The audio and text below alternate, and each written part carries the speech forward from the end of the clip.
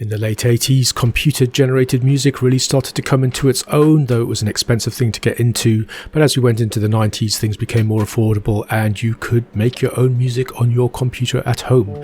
So we've got this funky little kit here from Evolution, and that's what we're going to take a look at today.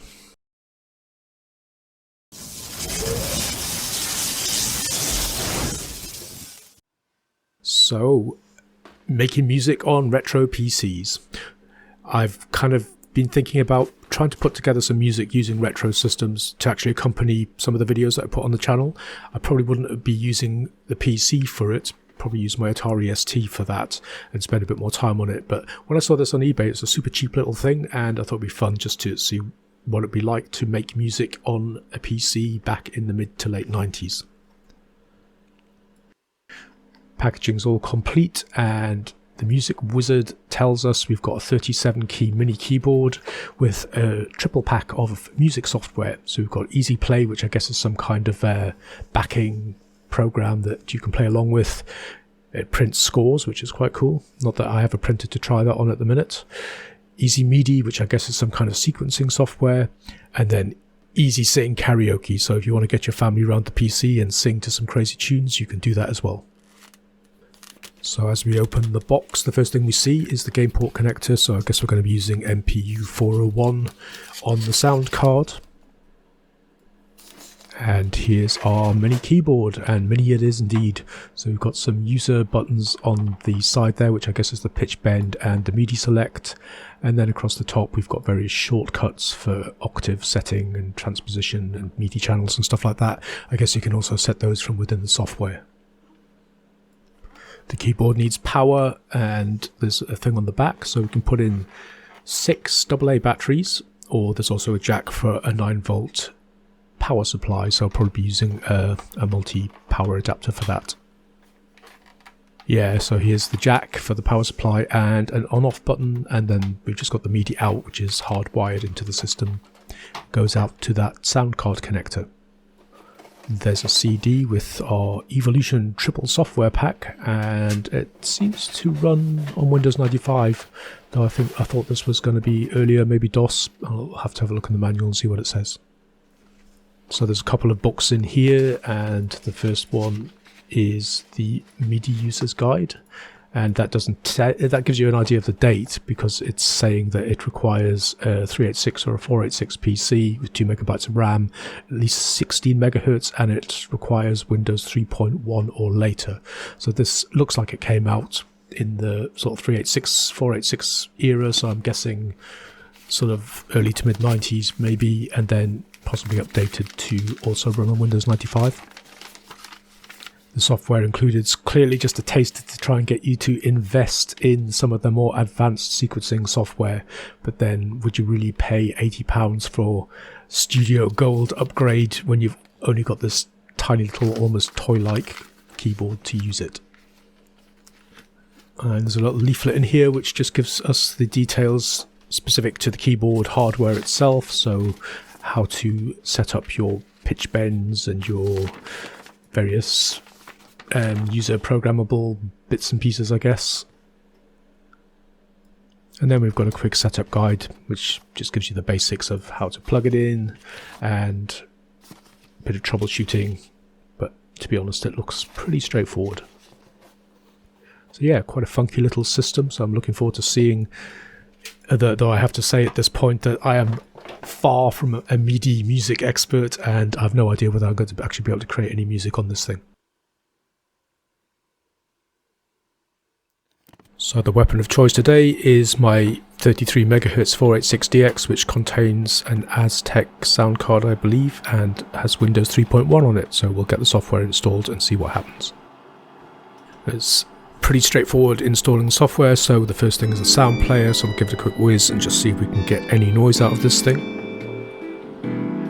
So that seems to be working, so all cool so far. So it was all going so well, but it didn't go so well once I opened Evolution Audio and tried to play something through the keyboard. So the playback is working okay, but the actual MIDI in is not. and as best I could tell, there's some kind of conflict going on this machine with the MPU 401 settings on the Aztec sound card.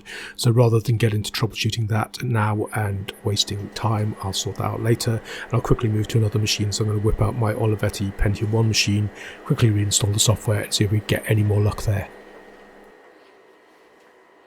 This machine has Windows 95 and it has a Creative Vibra sound card, I believe, so hopefully things will be a bit easier. So software's installed now, let's give it a go and see what we get.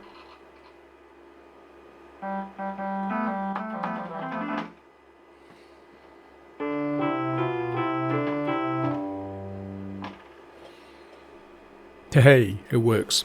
So now that's all the tedious work done, time to get creative. Maybe. The first program I'm going to look at on the software suite is Key West. So this looks like a kind of band in the box type thing. Band in the Box was a program that I messed about with back in the day, where you kind of created backing tracks and messed about playing melodies over the top. So with this one, it looks like you can create like a chord backing track and add in drums and stuff in various styles. You can set the keyboard to play single finger chords and all sorts of things to accompany it. So what I'm going to try and do here is put in a basic blues kind of pattern and have a tinker around. I don't play the keyboards, I'm not expecting this to sound musical, but it'll give you an idea of what it does.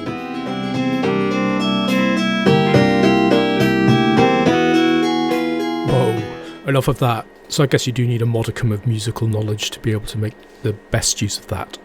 So the next thing is the player, which I had a brief look at on the other machine.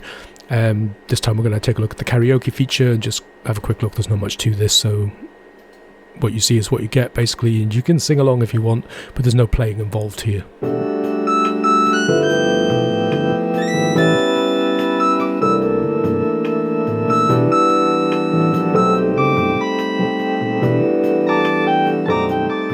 So you get the words and the music notation here, or you can just switch to the more traditional scrolling karaoke kind of view.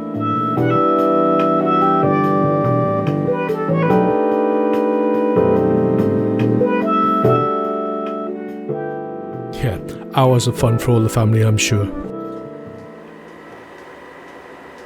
And on to the meaty bit of software, which is the MIDI sequencer. So with this, you don't really need to be able to play any musical instruments, so I'm just going to try and knock together a little bit of something that's vaguely musical just to see what it's like. We've got our metronome clicking out the click track, so let's bash out some bass drum rhythms.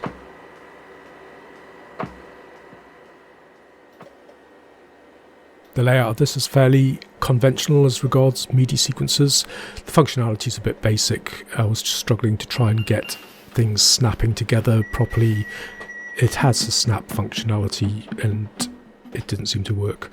But basically you're limited to what you've got on your sound card here. So for this one it's going to be the general MIDI set, and you just basically assign the instrument from the general MIDI set to a channel, and then you tap out your rhythm on the keyboard and that lays a track in the main window. And then once you've got a bunch of tracks, you can jiggle them around and rearrange them in any way you see fit, and hopefully you'll end up with something that doesn't make your ears bleed. Anyway, a bunch of dicking around like that, and hopefully you'll end up with something. It's fun, that's the main thing, it's fun, even if you don't end up with listenable to music. But this is really just kind of a toy little thing. I don't think you'd ever make any serious music on this.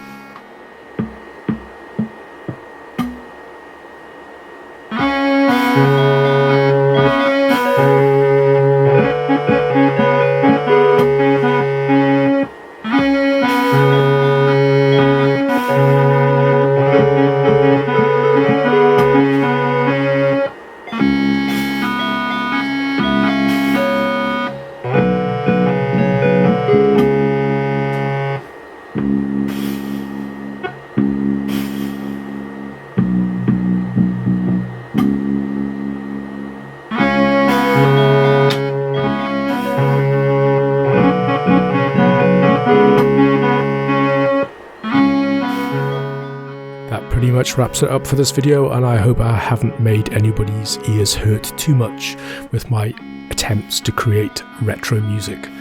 But this is a fun little thing. I've enjoyed messing about with the Evolution Music Wizard. I don't think you'd make much serious music, but it's hard to forget what it was like back in the day. I remember when I first started seeing things like Band in the Box and being able to create my own music on computers just using a keyboard, not even a MIDI keyboard, just a typing keyboard to create the sounds. It was all very, very new and exciting stuff, and this was a little bit later down the road where you had proper keyboard with some MIDI abilities, and yeah, it's just a cool little thing to have. So it's nice to have a look at it. I probably wouldn't use it to make any serious music, and I do plan to get back to doing some music for the channel using some slightly more serious equipment at some point in the future. Anyway, I hope you've enjoyed this. I hope it didn't hurt your ears too much, and if you did, it'd be great if you consider giving me a thumbs up or subscribing or leaving a comment below, and I hope to see you again for the next video. Thanks for watching. Bye.